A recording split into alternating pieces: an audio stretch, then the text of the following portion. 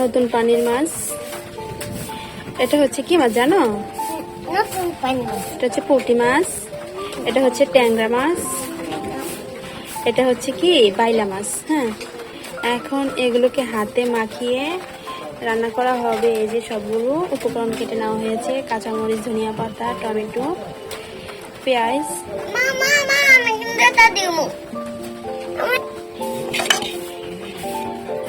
আসসালামু আলাইকুম। কাছে এবং দূরে, দেশ এবং দেশের বাইরে যে যেখান থেকে আমার এই ভিডিওটা দেখছেন, আশা করি সবাই ভালো আছেন। আলহামদুলিল্লাহ, আমরাও ভালো আছি। তো আমি এখন ছোট মাছগুলো রান্নার জন্য কড়াইতে দিয়ে দিয়েছি পেঁয়াজ কুচি, কাঁচামরিচ ফালি, এরপরে হচ্ছে কি হলুদ, লবণ, মরিচের গুঁড়া। এখন এই সবগুলো উপকরণ এখন আমি হাতে খুব ভালোভাবে মাখিয়ে নিব। আর ছোট মাছগুলো হচ্ছে কি হাতে মাখিয়ে রান্না করলে অনেক ভালো লাগে। এখন আমি দিয়ে দিব টমেটো,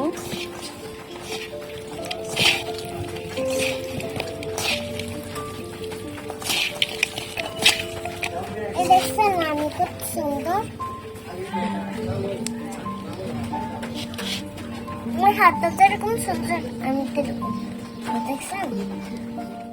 এখন হচ্ছে আমি দিয়ে দিব পরিমাণ মতন তেল। তেলটা দিয়ে সবগুলো উপকরণ আবারও হাতে খুব ভালোভাবে মিক্স করে নিব।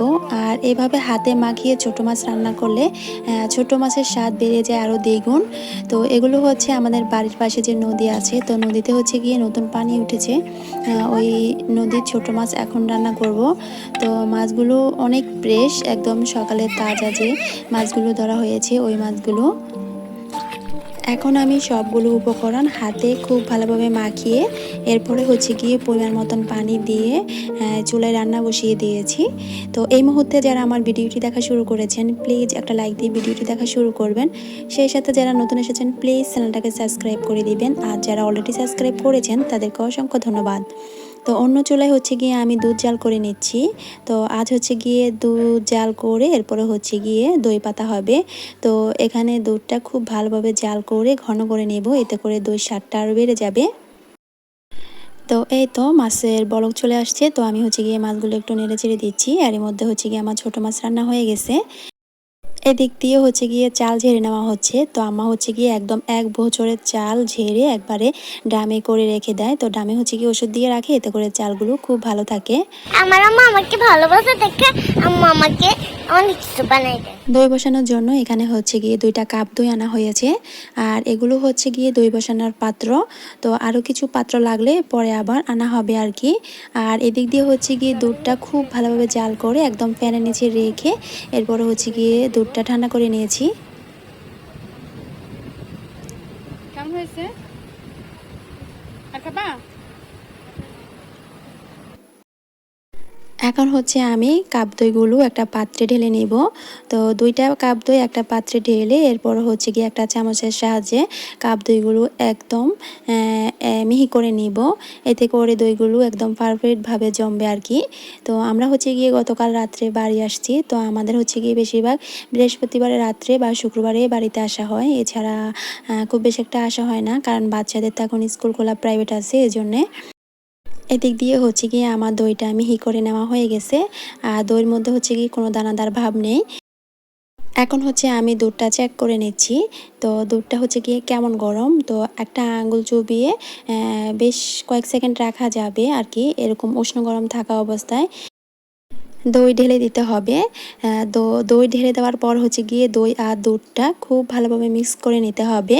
মিক্স করে নেওয়ার পর হচ্ছে গিয়ে যে পাত্রে আপনি দই জমাবেন ওই পাত্রে হচ্ছে গিয়ে দুধটা দিয়ে দিতে হবে। আর এদিক দিয়ে হচ্ছে গিয়ে আমার যারা বেবি আমাকে প্রত্যেকটা কাজে ওর হেল্প করতে হবে। আমাকে বলে, আম্মু তোমার প্রত্যেকটা কাজে আমি হেল্প করব, এ আর কি অবস্থা। তো আমি যখন ঘরে দই বসাচ্ছি তখন হচ্ছে গিয়ে বাহিরে উঠানে একটা আম পড়েছে। তো আমি হচ্ছে গিয়ে দৌড়ে গিয়ে আমটা নিয়ে আসছি। আর আমটা হচ্ছে গিয়ে এত মিষ্টি ছিল। এদিক দিয়ে হচ্ছে গিয়ে আমি প্রত্যেকটা পাত্রে দুধ ঢেলে দিয়েছি। দইগুলো এত পারফেক্টভাবে জমেছে, পরবর্তীতে হচ্ছে গিয়ে দইয়ের আর ভিডিও করতে আমারও খেয়াল নেই। তো আমি হচ্ছে গিয়ে দইয়ের ভিডিওটা আর আপনাদেরকে দেখাতে পারলাম না, আর কি অবস্থা। তো এখন হচ্ছে প্রায় বিকেলবেলা। তো বিকেলবেলা হচ্ছে গিয়ে চারপাশটা একদম অন্ধকার হয়ে আসছে, বৃষ্টি হবে আর অনেক বাতাস আসছে। তো এখন হচ্ছে গিয়ে সবাই মিলে উঠানে দাঁড়িয়ে আছে কখন পাকা আম পড়বে আর কে গিয়ে পাকা আমগুলো আগে নেবে। তো আমি হচ্ছে গিয়ে বেশ কিছু আম পেয়েছি, তো এখন হচ্ছে গিয়ে আমগুলো এখন আমি বাসায় নিয়ে রেখে দেবো। তো গ্রামের এই জিনিসগুলো অনেক ভালো লাগে। তো এখন হচ্ছে সন্ধ্যাবেলা হচ্ছে গিয়ে এদিক দিয়ে মোমো বানানো হচ্ছে রাইস কুকারে। তো মোমোগুলো হচ্ছে গিয়ে এখনও হয় নাই, তো এখন হচ্ছে গিয়ে ভাপে বসিয়ে দেওয়া হয়েছে।